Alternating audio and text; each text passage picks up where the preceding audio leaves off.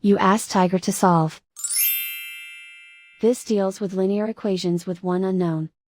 The final result is d equals 4. Let's solve it step by step.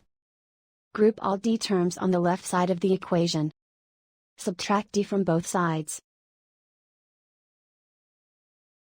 Group like terms. Simplify the arithmetic.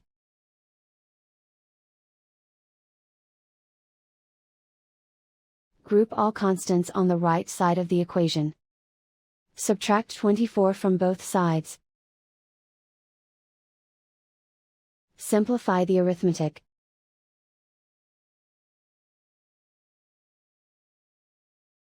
Isolate the d. Divide both sides by -6. Cancel out the negatives. Simplify the fraction. Cancel out the negatives. Find the greatest common factor of the numerator and denominator.